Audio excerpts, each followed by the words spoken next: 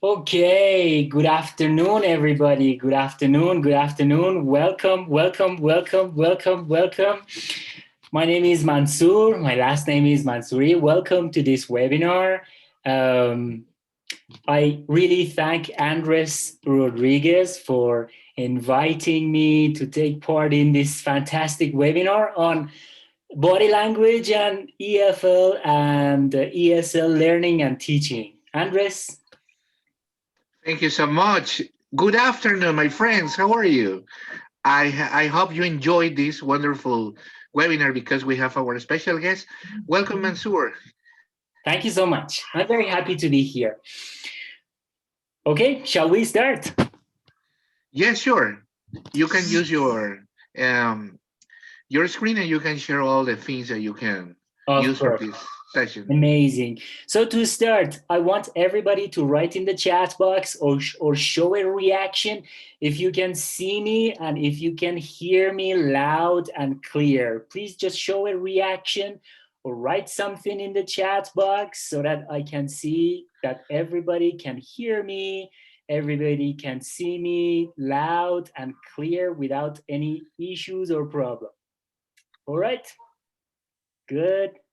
Just in the chat box, just or show a reaction. Good, awesome, thank you. My name is Mansour. My last name is Mansouri. I'm very happy to be here. It's been a couple of years that I started living in South America, this beautiful continent in this part of the world. And I have been teaching English in many countries around the world. And I study, I teach NLP and body language communication skills as a passion, as a side hustle, as that like that little baby that we all have. And one day we have to grow that baby. So I'm very happy to be here with all of you guys. Um, I have taught English for 12 years.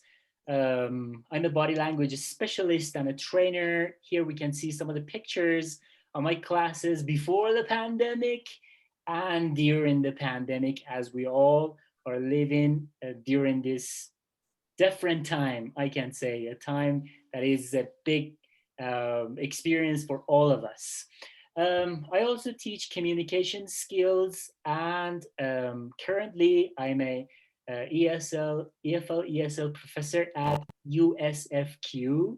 For those of you who have joined this webinar from other countries, USFQ stands for University of San Francisco Quito. It's one of the universities in Ecuador, and well, I teach English there. This is where I originally come from. This is the country where I originally come from Iran. And Tehran is the capital city of the country where I am originally from. These are the countries that I have worked, visited, lived, enjoyed, and gained a lot of experiences. I started my journey from Turkey, then I went to Brazil for a short time. I taught English in Brazil, in Rio de Janeiro, and then I lived in Dominican Republic for a time, and then of course in Bolivia. That's where I learned my Spanish, and then currently I'm living in this beautiful country in Ecuador, and let's see what life decides. So, what we're talking about today is the importance of NLP, neuro linguistic programming, in building a good relationship with our students, with our friends, with our family members, with our loved ones, with anybody whom we are in contact with. And then we will talk about a short history of body language. What is it? Where is it coming from? And what are you even talking about body language in this pandemic? And why is it important even in the pandemic? Is it even important learning, applying positive body language? And then we want to talk about the importance of body language and environment. If we are in cold weather, if we are in hot weather, if we are in uncomfortable situations, etc. Now, to continue, first we want to talk about NLP, neuro linguistic programming. We all have this programming in us as human beings. All the animal kingdom, including human being, has the ability to see, hear, smell, taste, touch. We see each other, we can hear, we can smell, we can taste, we can touch. If it's our birthday, I believe some of us here have their birthdays this month, specifically today. Um, so we can see, hear, smell, taste, touch, the animal kingdom, and of course, us as human being.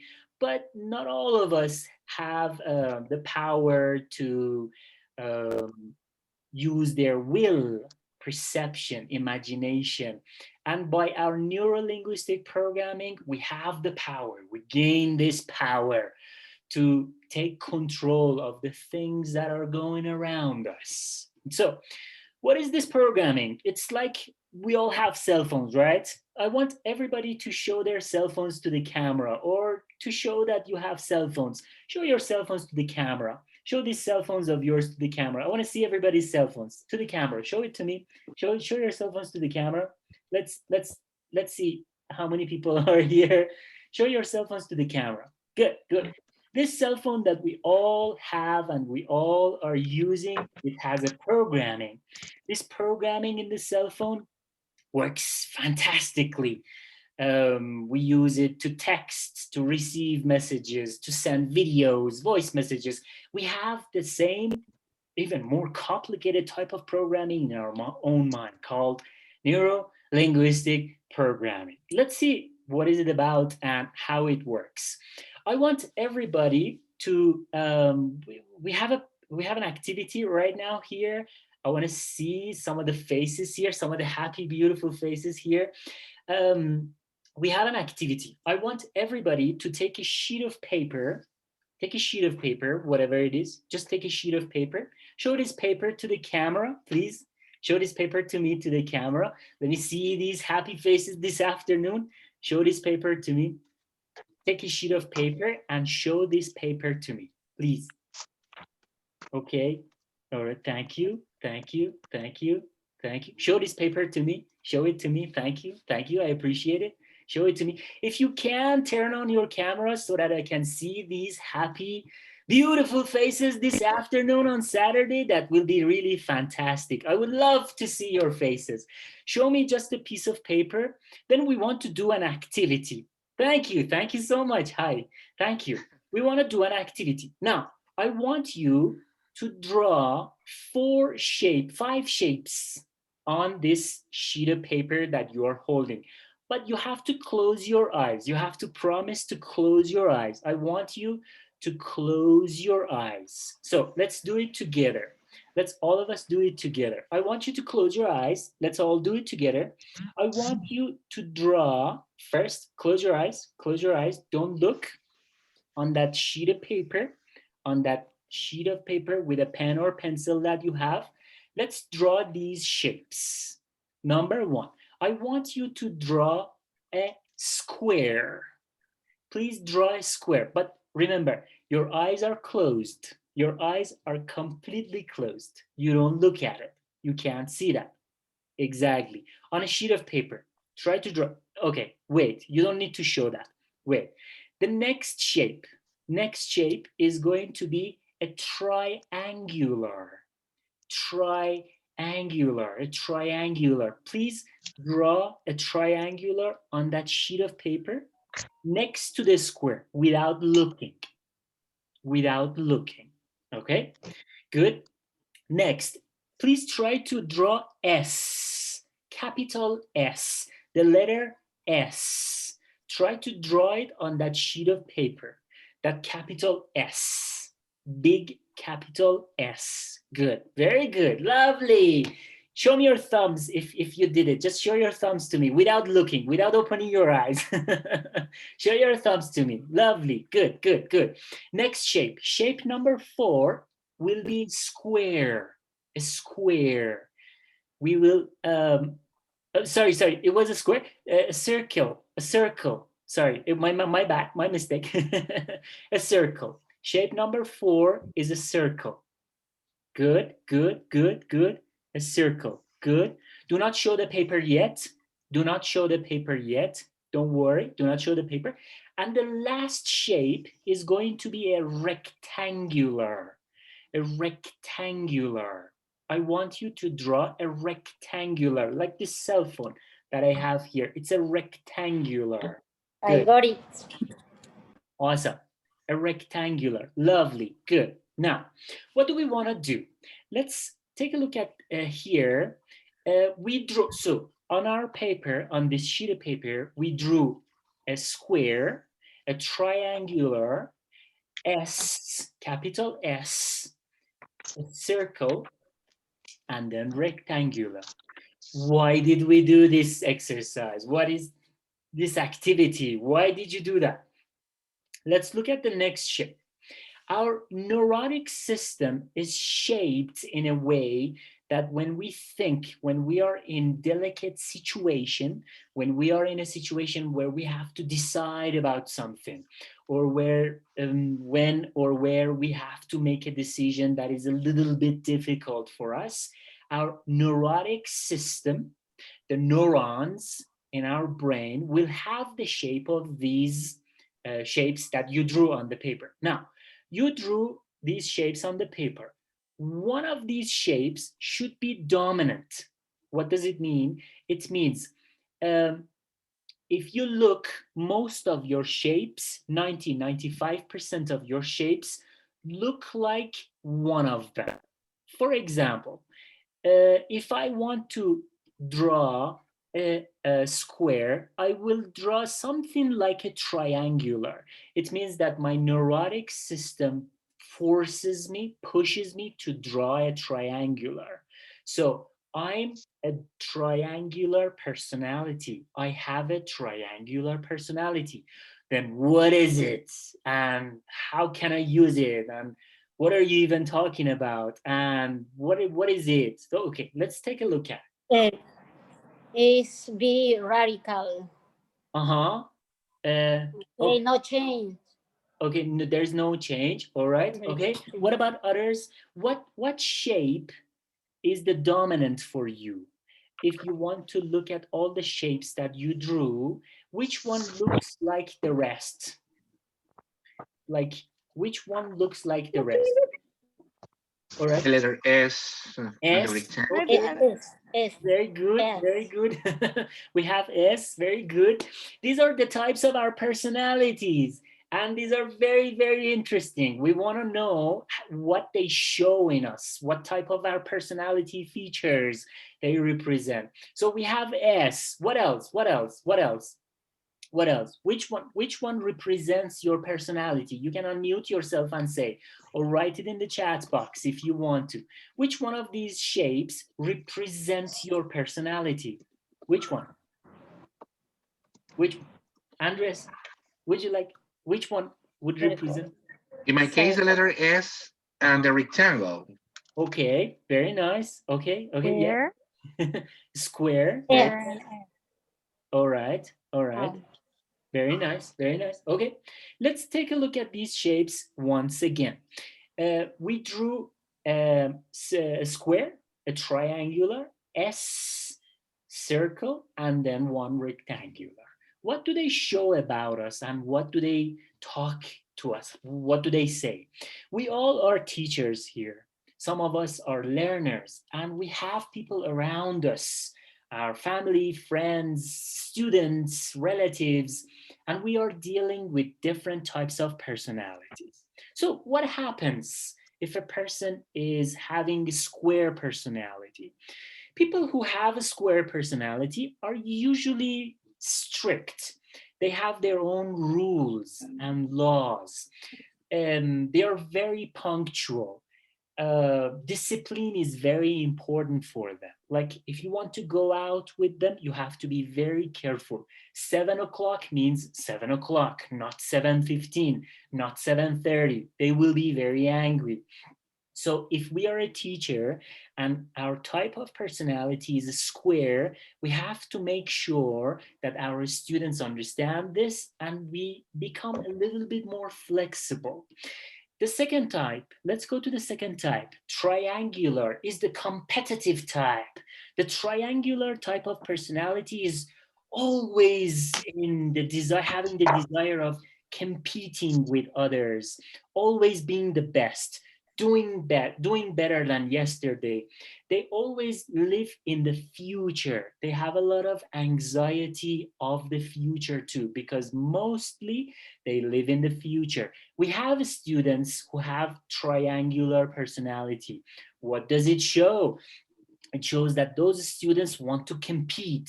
They want to compete over a different material, over a score, a grade, different homework. So we can use this in our class and to our own benefits to use this in a better way. S, what does it show? They are the party people. Woo! They're the party guys. They always are in favor of parties, going out, birthdays. They live in the moment, right now, in this moment. They live in this moment and they enjoy the moment so much. So they love parties, they love talking to others, they love interacting with other people, they love talking about good things that are fun and talking about parties, going out, travel. They have S type of personality. Next one, circle. I have a friend, a close friend of mine. I have a circular type of personality who is a very close friend of mine. These kind of people are very, very, very outgoing. They have like 2,000 friends. If you look if you check their phones, their WhatsApp, their Facebook, they have like 2,000 friends and they talk to all of them. They are very good at conversations. They are very good at starting conversations, but their challenge is that they don't finish a thing. Like if they start reading a book, they might probably never finish that book. This is their challenge. They are very good. They're outgoing. When they go out, they talk to others. They don't have they're not shy. They talk to other people. They talk to strangers, and they're pretty much fine with that. And the last type is the one rectangular, is the one that does not drink coffee with anyone. They have their own specific type of coffee. They go to specific places. They hang out with the specific people. So they're like mostly like Daenerys Targaryen in Game of Thrones. Who has watched Game of Thrones? Raise your hands if you have watched Game of Thrones. Game of Thrones, this series, if you have watched it, like Daenerys Targaryen, this type of personality that rules. They they're the best type of personality. Of course, they rule, they decide what happens. um, their challenge, of course, is that they don't consider others as people that they can hang out with. So they're the tough type. We want to make sure to learn how to deal with this type of personality if they are our students in the class too. So in the chat box, which personality is the best in your opinion? In the chat box, please, in the chat box, right? Which type of these personalities that we just learned in our students, for our in our teachers, family members, which type of personality is the best? Write it in the chat box. In your opinion, in the chat box, please. I want to see everybody's opinions. I'm a rectangular person. Okay, very good, Karen. Good to know. I'm a rectangular person, I think. Okay, all right. Let's, Andres, can you help me with reading the chat, please? Yeah, sure. Okay, Glendy says, I think so. She agreed with the rectangle. Karen says, I have a rectangular personality. All right, And Ali Risa says rectangular personality as well. all right.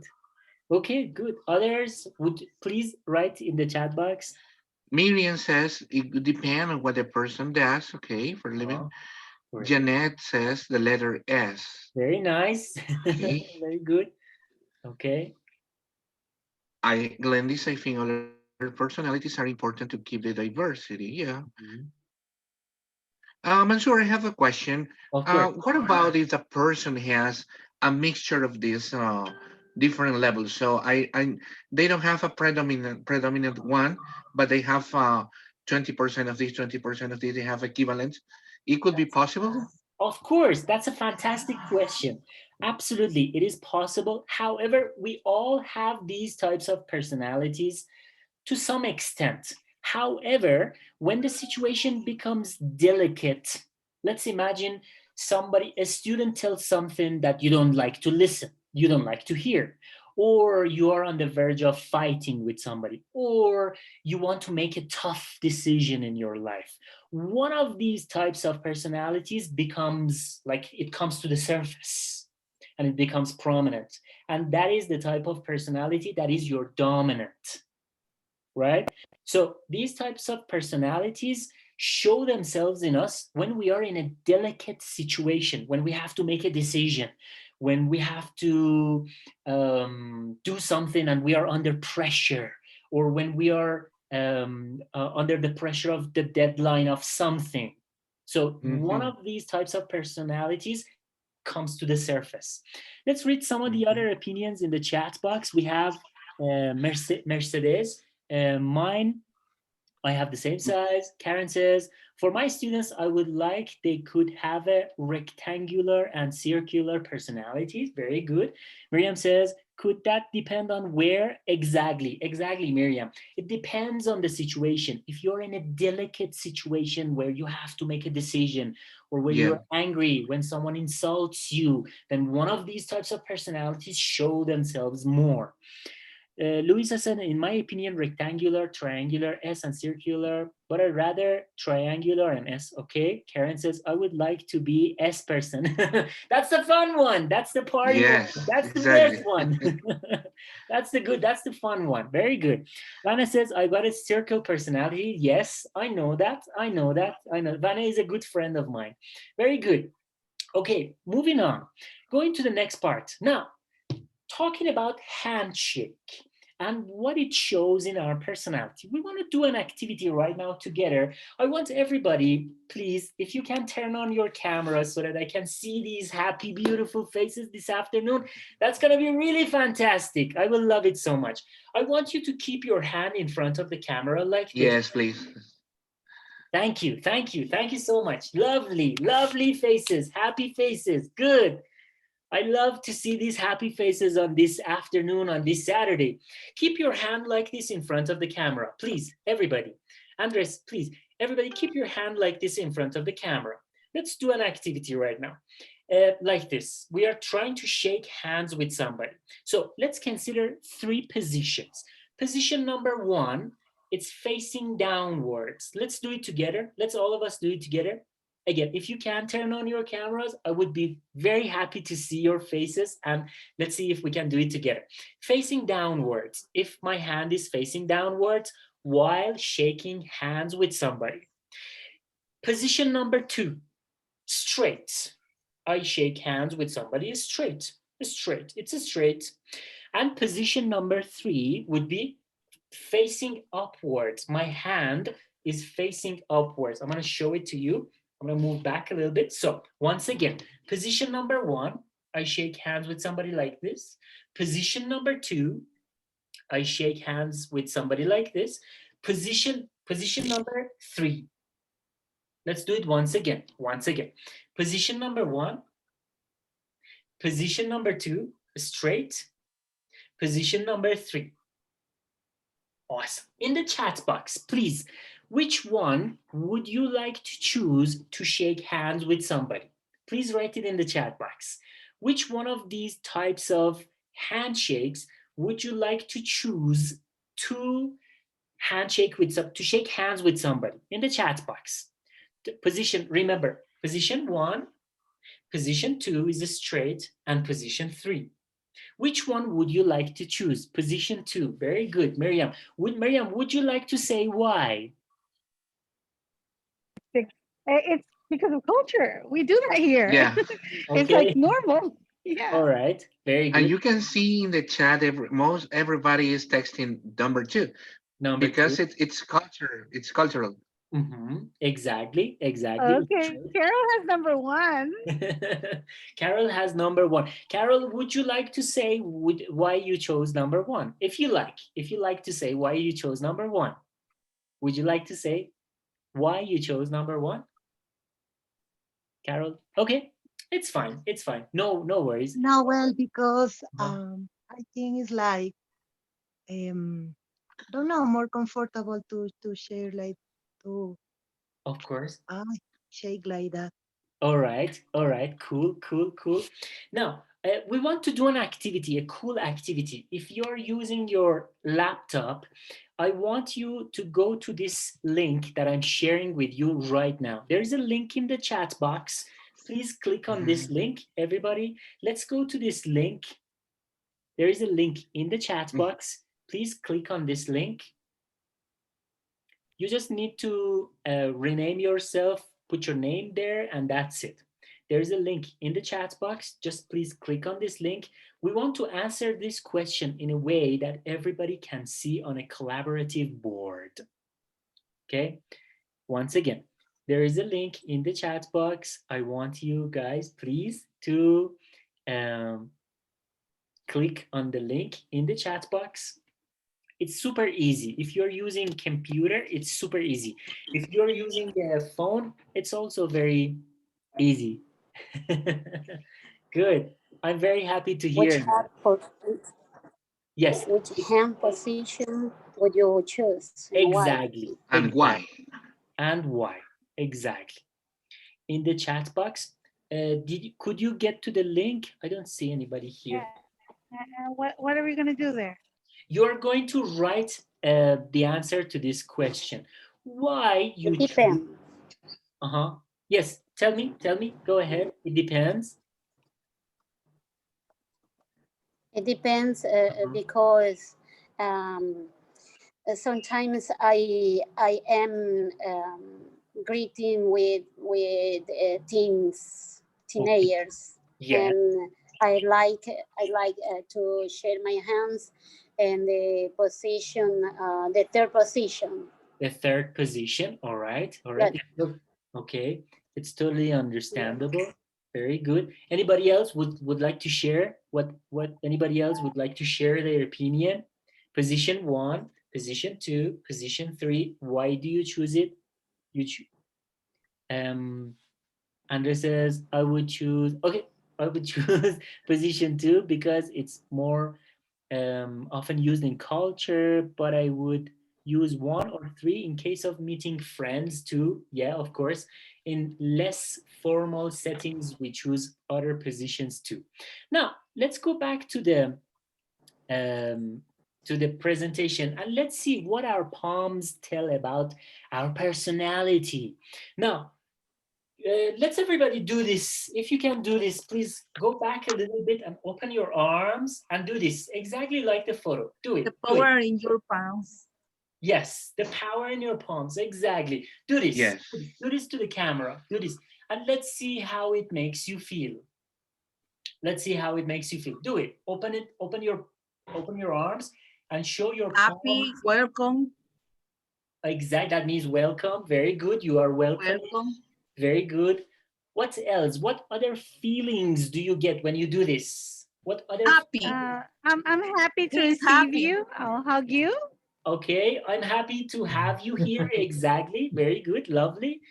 What else? What else? We have, If he can express like a kind of gratitude when he says thank you, of something like course, that. a kind of Yes. gratitude, happy. Exactly. Janet says, I agree with Andres. You show you are happy. You welcome somebody. Exactly. There's power in our palms, and we have Sí, sí, never Janet. been we have never been taught to how to use this power in our palms. Most of the times we are told since we're a little kid not to show our not to show our hands, not to show our palms, not to show it to anybody, but it is jeopardizing our success. It is making us shyer and shyer. But once we start using these hands, using these palms, these power that we have, things start to change. So if we want to talk to somebody, we want to make sure that we are not talking like this, because it would be like I'm exerting power to you. I'm telling you what to do. You have to do this. We want to make sure not to do this with not to do this with our students. We want to make sure not to point at our students like you have to do this, you have to go there. That would be also very directive and a little bit negative at some cases. We want to make sure that we use our palms like this person. We want to show our Mm. palms like facing the sky as much as possible to talk to the audience. This shows honesty. This shows that I'm trying to be as honest as possible with my audience, with my students, with my friends. So we want to make sure to do this. Now, in different situations, yes, we have a hand up here. We have somebody's yes, please. Yes. Yeah, Miriam?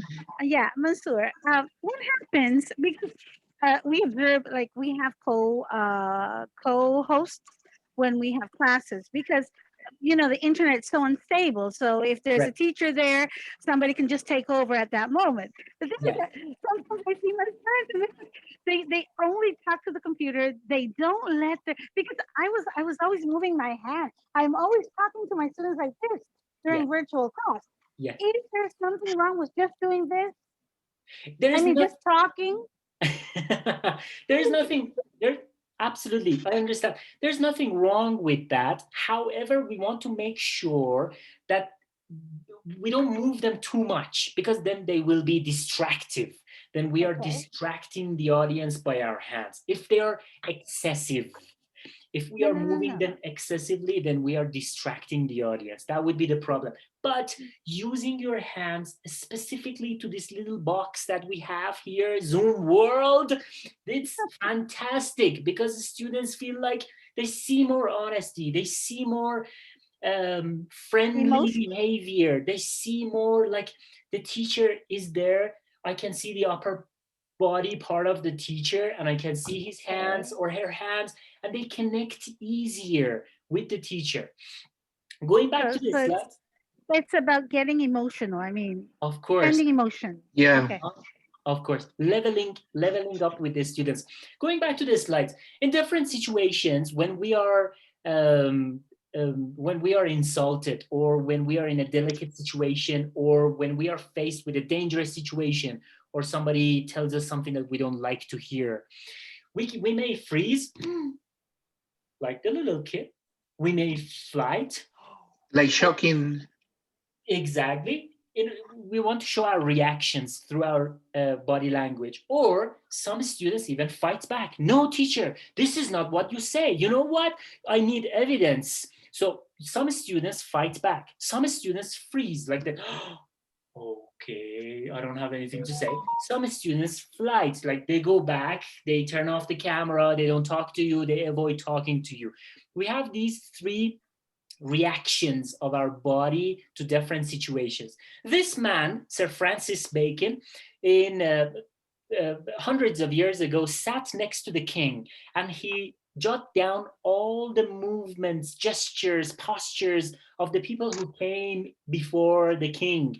And he wrote them down little by little by experiment. He learned how the body languages are and what gestures people have when they want to lie, when they don't want to be honest, or what body languages they have when they want to be honest. So this was the first person who started this movement, this first person in history who started writing a book about body language. In the chat box, what is the problem with this photo? What is one problem with this photo? Write it in the chat box, please. What is one problem with this photo in the chat box? Or you can unmute yourself and say if you want to. You can unmute yourself and say to if you want. What is one problem with this photo? One problem. Probably there's a lack of communication Uh-huh. because both of them are in a distracting position. Okay. All right. All right. I agree. Very nice. Others? Others? What is one problem in this photo? As Maybe they're like only two people and they're talking to each other. No. Uh-huh. They're talking to each other, the legs and the space between, exactly. As you see in this photo, when we see this body language in a lady, it works like a guard, like a guard. I don't want to talk to you. You are not my friend. I don't feel very comfortable being here with you. So specify what you want here from me or from this situation. And when you see this body language, this gesture in a man, it shows that this man does not like that person at all. Because you see, um, he's raising his foot toward the face of his foot toward that lady. So it's an insulting body language telling, hey, I don't necessarily like you and I don't know what you want here. So just get away from here. I'm really uncomfortable. Don't even talk. Probably that girl is talking. So that would be a problem that we see in a normal world. In a Zoom world, I would call it, we don't see these things because we don't see hands, we don't see legs, we don't see feet. So that's even more difficult. These two guys from Australia, from Sydney, Australia, wrote the first most wonderful, amazing book in body language. This person, Alan Pease, is the father of body language. And Alan and Barbara wrote a book in 1970, The Definitive Book of Body Language. And in this book, they scientifically proved where body language comes from, how is it connected to our everyday life feelings, how is it connected to the way we feel, the way we talk to other people, and what it shows. I want you to please find this book and study this amazing book. Now, one important fact, environment is dominant. Example, if we are in a cold weather, naturally our body language turns to negative. So in that situation, is that person uncomfortable or is that person entertaining negative thoughts in their mind? Not necessarily. So the environment is dictating emotions and feelings. So we want to first look at the environment of where that person is. Is that person is in a cold environment? Is that person in a hot environment, in a very uncomfortable environment? So the environment dominates. Negative energy is 13 times more powerful than the positive energy. And body language is a two-way highway. What does it mean? I show it through my body and you see that, you receive the message, and then it goes back to my body. Meaning that if my body language is negative, not only this negative feeling is being distributed, extracted from my body to you, but also it's going back to my body. So I become negative again. So it becomes double. It's like a two-way highway. We release it, and when we get it back to our own body, that's the importance. We know about this space that we have. And again, in a Zoom world, this doesn't make sense, specifically with the social distancing that we are all having these days. So we talked about this. Where do our students look? To which direction do they look? Do they look toward the direction of their heart? Do they look toward the direction opposite to their heart? And what it says, what it shows from the aspect of body language is important for us to see if my student is trying to make up a story, fabricate a story, or is my student trying to be honest? Is my student trying to be absolutely honest with the language, or is my student probably looking at a place or cheating or not trying to be honest at that specific situation?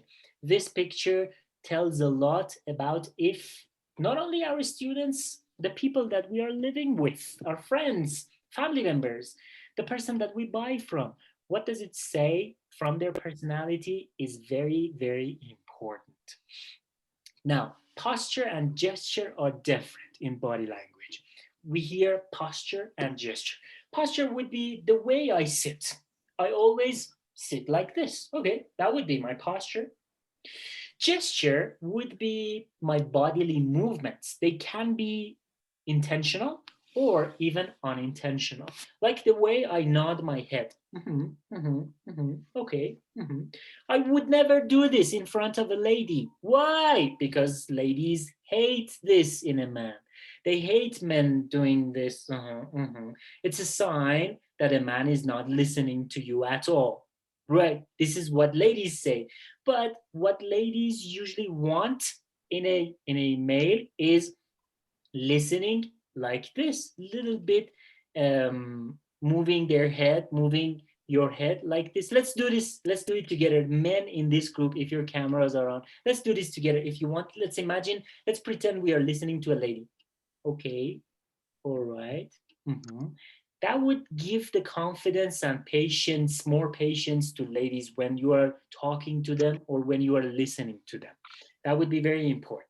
Now, we all as teachers, we successful teachers, we have to know the body language, the language of the mind, and we have to know how to use that language to help our students, to empower, to get better results on a daily basis.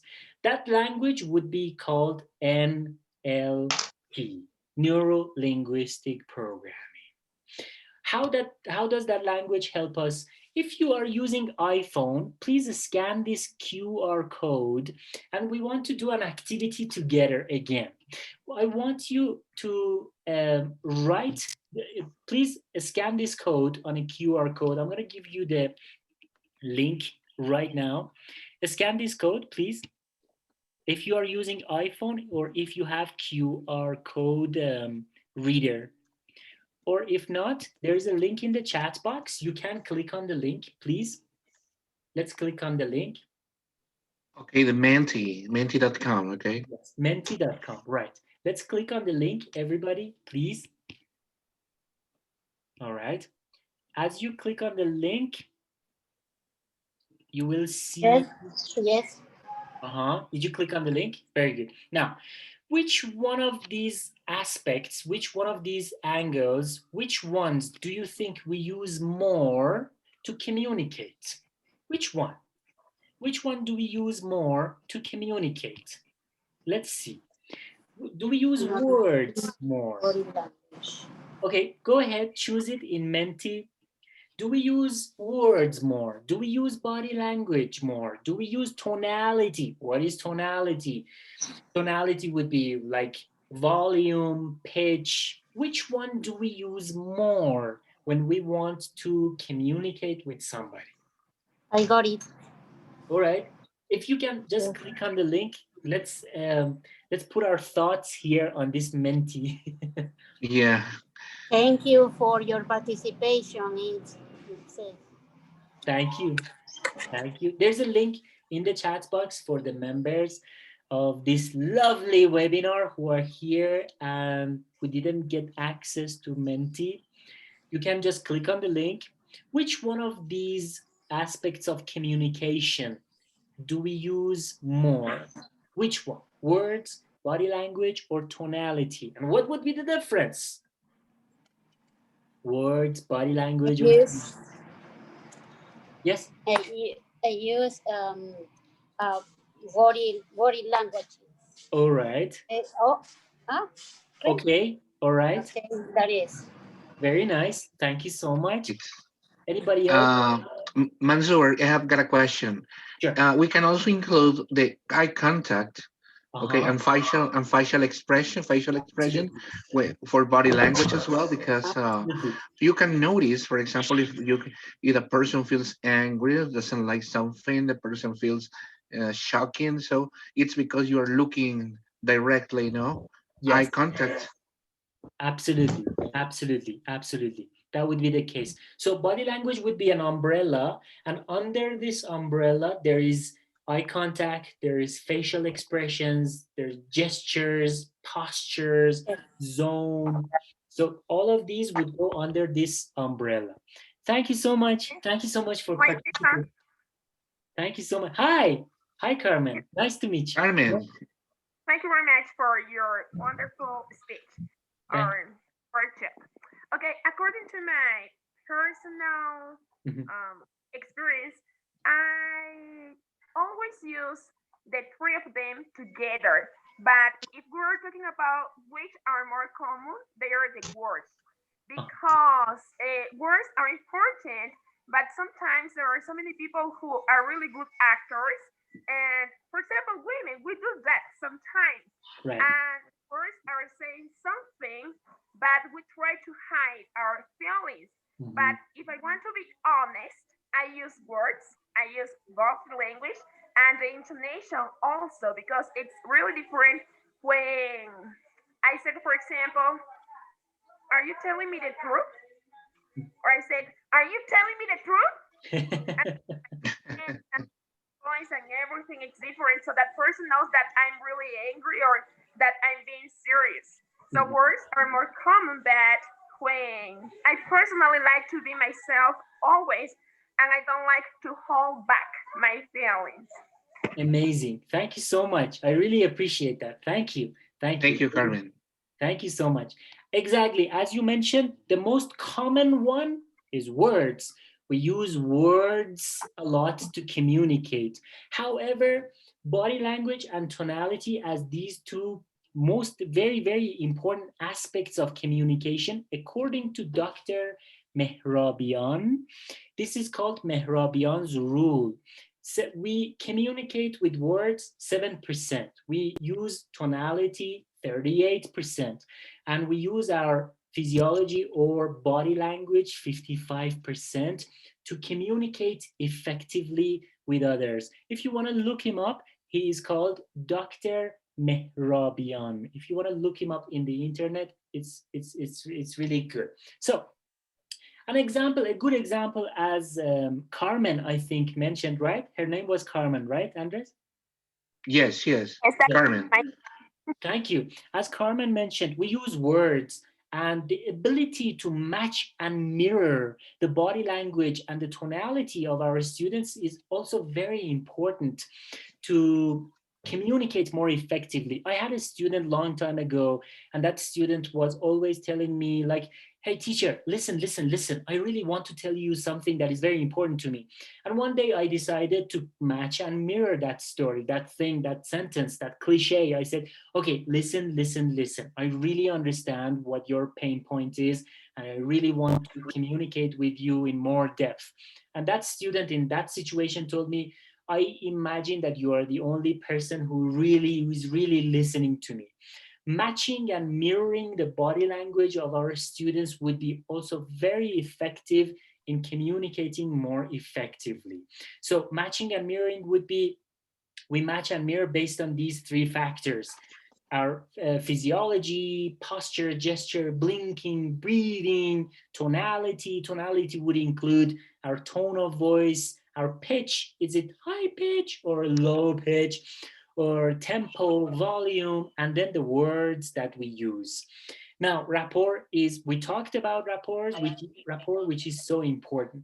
The last part that we will also want to speak about is four types of learners. We all have these four types of learners. Andres, you do. Carmen, you do. All the teachers, all the lovely teachers here, we all have these four types of students. We have kinesthetic students who they don't, the sentence that they say is, when you get that warm fuzzy feeling that the student want to like just lean back like this and look at you and say, yeah, okay, very nice. The ones that want to be comfortable um, uh, from the aspect of physics. Auditory students, they want to listen to us. I feel like you really listen to me. That would be an example. Visual students, most students right now are visual. We know that too. And auditory digital, the students who want to count, they want to measure things. Pacing and leading, we talked about pacing and leading. We pace and lead, and the students follow us. They copy our behavior. They copy what we do. They copy the body language that we have, tonality that we have, facial expressions that we use. So we are all patterns for our students. The difference between satisfaction and happiness. This is the last slide. Then I want to connect our session to emotional intelligence.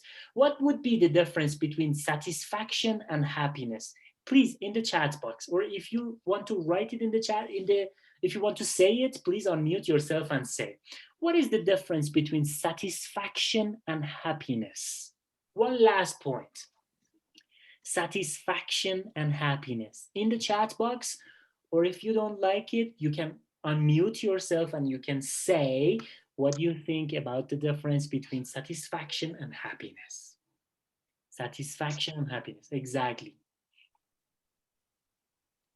One, well done, okay. Number one, well done.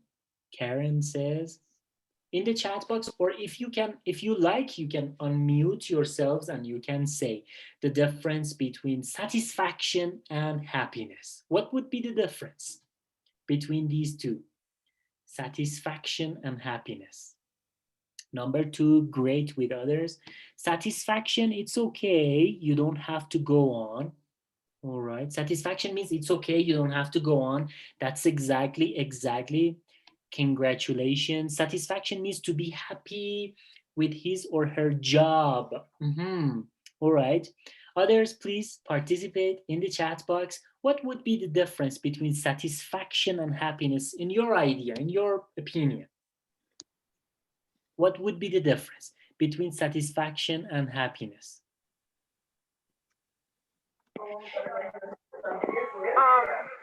Once again, I'd like to participate. Say something great. Okay, for me, satisfaction is something that makes someone feel good. But happiness is something deeper, something higher. It's more personal. The joy, it's something that makes you feel like if you have reached the sky or something like that. But satisfaction not always is synonymous of happiness. For example, I'm going to say if most of my students perform it, an activity in a good way, that's a feeling of satisfaction that I did a good work, I make a good work. But for example, when I achieve a new goal like getting a degree, that's happiness, that's joy, not only satisfaction. That's for me. Very nice, very nice, very nice. I really appreciate it. I like your ideology. That's good. That's very good. That's so good. I'm very happy to hear that. Exactly. As Some of you mentioned in the chat box, and as Karen said, satisfaction is in fact something negative and bad for us, because that would be like, until here and that's it. You don't need to do more. You don't need to read another book. You don't need to go to that webinar. You don't need to go to that seminar. Did you pay to go to that webinar? Did you pay for that book? Did you pay for that course? Really? That's it. Yes. Exactly. You don't need to do more. But happiness is linked with gratitude, with being grateful. I have this house, I have this computer, I have internet, and I'm happy, but I'm not satisfied. I can make it more. I can do more. I can have more. That would be for me dissatisfaction. That is very creative for us on a daily basis. I have prepared a lovely video here. I want you guys to watch this.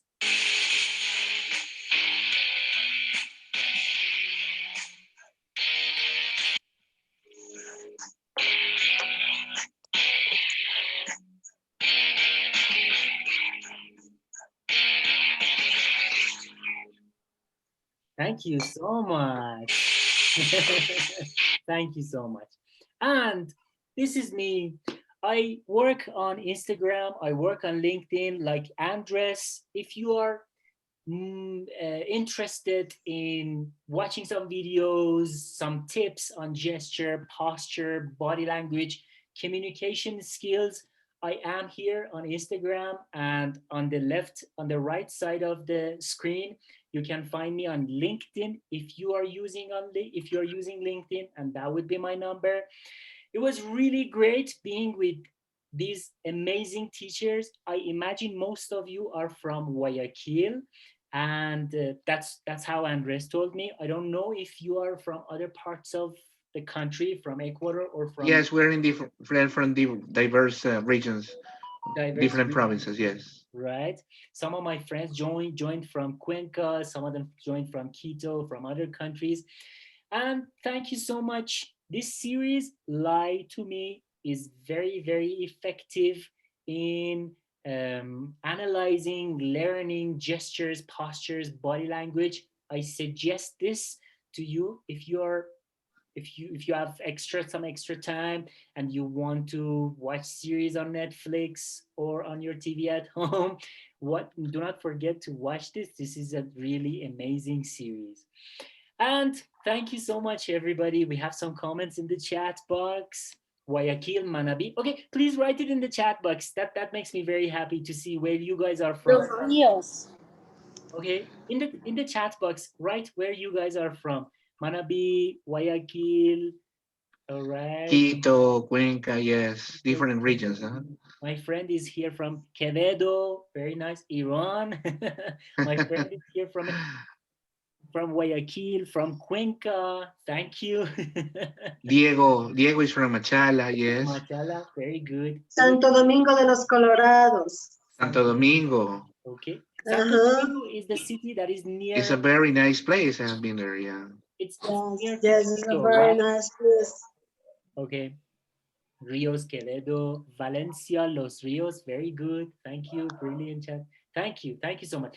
The last part, I have a special guest here. My friend Ali Reza would like to give his commentary on the importance of body language and emotional intelligence too. If we have like a little bit of a time, Andres, is that okay? Yeah. It's okay. Sure. Yes. Let's do it. Yes, sure. Thank you very much, dear Professor Mansouri, for the great webinar that you had about the body language and the importance of body language tips and the tricks.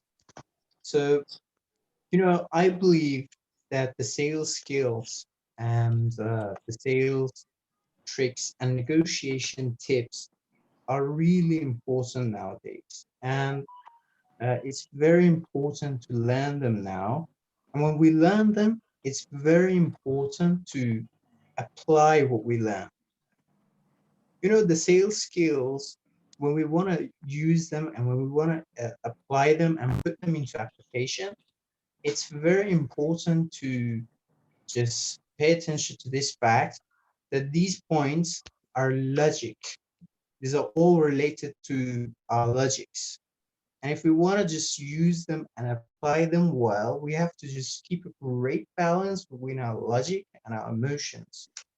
And that's just possible by learning the emotional intelligence.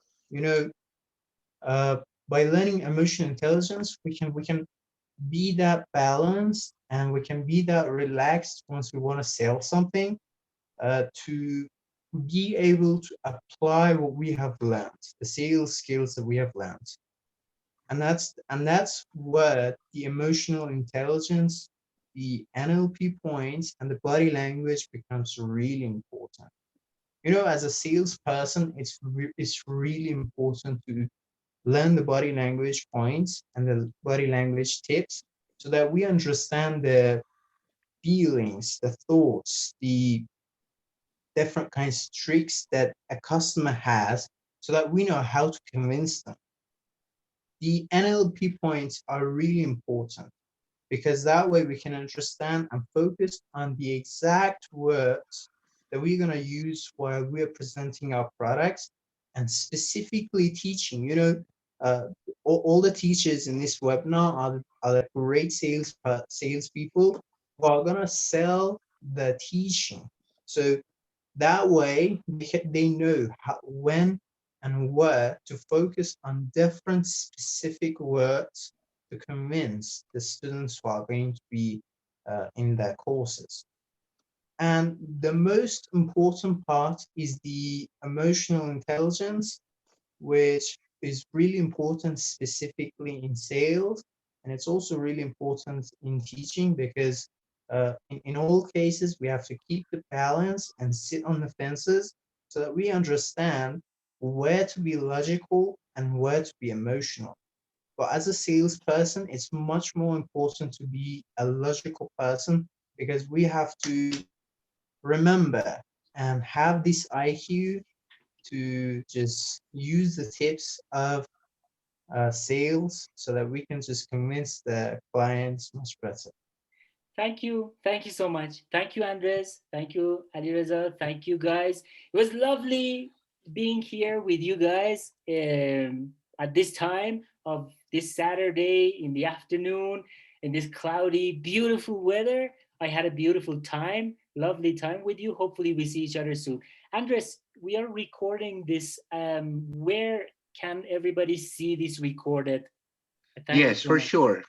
The program is recorded so they can watch again, and I also will present it another, and they can see in Facebook or in YouTube as well, no, so they can share with other people, no. Very nice. Okay, that's great. Lovely to be here with you guys. Have a lovely afternoon. Bye. I will say Thank you thank you very so much, much for everybody. this Thank you so wonderful much. Thank you. presentation. Thank you. Body language is a topic that I really feel very interested in. When I saw you the first time in the Congress, when you were presenting that, In I Salinas. was, yes, last year. I Yeah. was curious, and I said that that topic could be very interesting. And I see Yes. that we have a very huge audience. The many people come and welcome, and we continue for the next week. So I invite you the next week, the next Saturday, to come. Okay, Mansoor, I open my program. You can come. I can share with you. You can come anytime you want. Okay, to Of course. participate and present something. So thank you so much, everybody, Thank you. and I can see you next Saturday. Have a nice weekend. Have a nice Thank weekend. Thank you. Bye. you. Thank you. Thank Bye. you. I Okay, the body was language we say. I was so excited. Thank you. It Thank you. was so interesting. Thank you Thank so you. much. Goodbye. Bye. Goodbye. Have a nice day. Have a lovely day. Bye. Bye. Bye, Gladys. Bye. Bye Goodbye. bye. Bye. Bye bye bye. Bye Bye. bye. Goodbye. Olga, Thank you, Andres. Thank you, Thank you Mansur. Yakita, for your Thank you. time. Glendy, it was such a pleasure. Such a pleasure. Thank you. Bye Thank you, bye. guys. Thanks. Bye. Bye, guys. Bye, Andres. Have a lovely evening. Bye. Bye, Mansoor. Have a nice day. You too.